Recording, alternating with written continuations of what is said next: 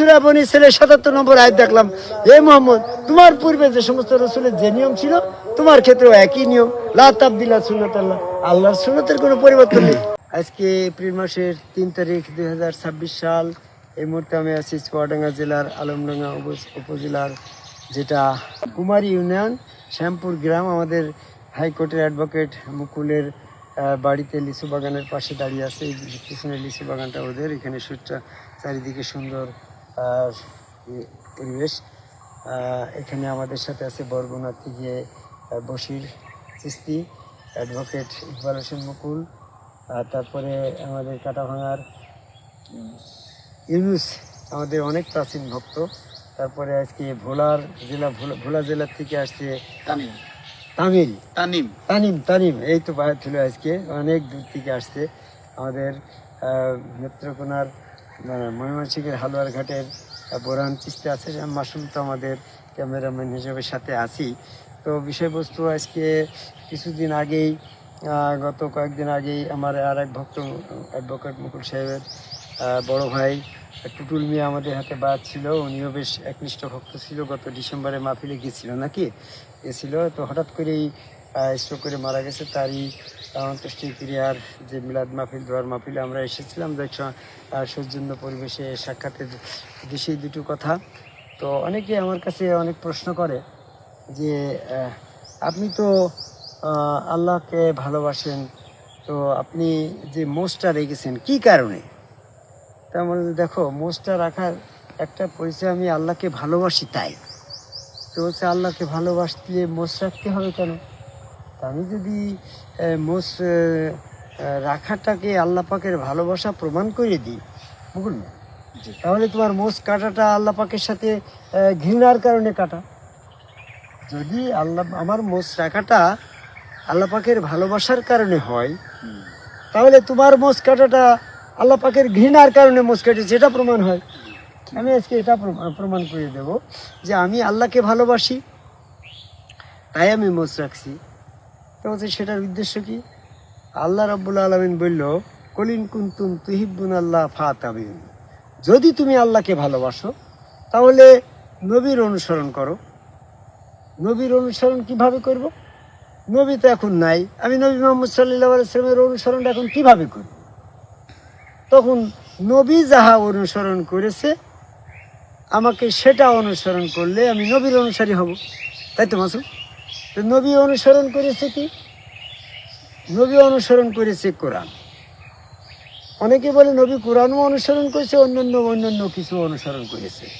তো তাদের কথার জবাবে আমি এটা বলি, সূরা আনামের 50 নম্বর আয়াতে বলছে, হে নবী, তোমার পরে যাহা ওহী নাজিল হয় শুধু তুমি তাহারই অনুসরণ করো, অন্য কোনো কিছু অনুসরণ করিও না। তাহলে তো নবী একমাত্র অনুসরণ করার ব্যাপারে তিনি ওহীর বাইরে কোনো কিছু অনুসরণ করে নাই, এবং তিনি কাউকে কোনো বিষয়ে সতর্ক করে নাই ওহী ব্যতীত। সূরা আম্বিয়ার 45 নম্বর আয়াত।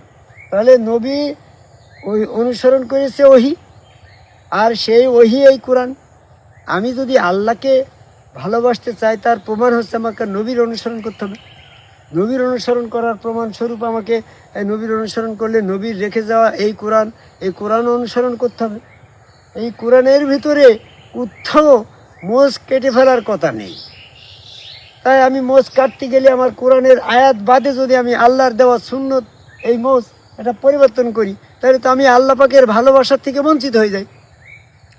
আমি আল্লাহকে ভালোবাসি, তাই আমি নবীর অনুসারী হতে চাই। আর নবীর অনুসারী হতে চাই, তাই আমার কোরআনের অনুসারী হতে হয়। কোরআনে মোষ কাটার কথা নেই, তাই আমি মোষ কাটতে পারছি না। অ্যাডভোকেট সাহেব, তুমি তো হাইকোর্টে যে জাজমেন্ট করতে, এটা তো কথাটা আসছে, আমার এই মোষ কাটার তো আল্লাহ পাককে ভালোবাসি, এটার একটা প্রমাণ স্বরূপ গো। তারপরে বলতো তো কোরআনের কোনো আয়াতে কি এরকম বলেছে যে এটা হারাম না হালাল? তা আমি কোরআনের গবেষণা করে দেখলাম এই মোষ রাখা হারাম বা মোষের পানি হারাম, এই মর্মে কোরআনে কোনো আয়াতই তো নাই। তো তাহলে তোমরা কে হারাম বলো? তাহলে এটা হারামের তালিকায় যখন নাই, তাহলে এটা অবশ্যই হালালের তালিকায় পড়ছে। কিভাবে হালাল? সূরা ইমরানের 93 নম্বর আয়াতে বলছে, আল্লাহ বনী ইসরাঈলদের জন্য আমি যা কিছু হারাম করেছি তা বাদে বাকি সব হালাল। এখন নবী এই আল্লাহ রাব্বুল আলামিন সূরা আল ফাতির 23 নম্বর আয়াতে বলল, প্রাচীনকাল থেকে আদম আলাইহিস সালাম থেকে বেহেশতের ভিতর থেকে এই প্রাচীনকাল থেকে আল্লাহর দেওয়া সুন্নতে চুল দাড়ি মোছ এটার পরিবর্তন করা যাবে না। সূরা আল ফাতহির 23 নম্বর আয়াত অনুসারে আমি এটা পরিবর্তন করতে পারি নাই। পরিবর্তন করতে পারতাম যদি আমি নবীর অনুসরণ না করতাম। আমার নবীর অনুসারী হওয়া দরকার, তাই আমি কোরআনের অনুসারী হব। তাই আমি কোরআনের ভিতরে মোছ কাটার কথা নেই, তাই আমি মোছ কাটতে পারছি না। কোরআনের ভিতরে এটা হারাম এমনটা উল্লেখ নেই। অনেকে বলছে নবী হারাম করে গেছে। নবী আল্লাহ যা কিছু হালাল করে নবী সেটা হারাম করে নাই। সূরা তাহরিমের 1 নম্বর আয়াত। তাহলে আল্লাহ দিল হালাল, আল্লাহর পছন্দের জায়গায় বেহেশতের ভিতরে আদম আলাইহিস সালামকে দিল মোষ। সেই মোষ প্রাচীনকাল থেকে সমস্ত নবী রাসূলের কাছে চলে আসছে। অনেকেই বলে পূর্বের রাসূলের নিয়মটা পরিবর্তন করে এখন মোষ কাটা নিয়ম চালু হয়েছে, ইসলামের পরিচয় হচ্ছে মোষ কাটা। আমি সূরা বনী ইসরাঈলের 77 নম্বর আয়াত দেখলাম, হে মুহাম্মদ, তোমার পূর্বে যে সমস্ত রাসূলের যে নিয়ম ছিল তোমার ক্ষেত্রেও একই নিয়ম, লা তাবদিলা সুন্নাতাল্লাহ, আল্লাহর সুন্নতের কোনো পরিবর্তন নেই।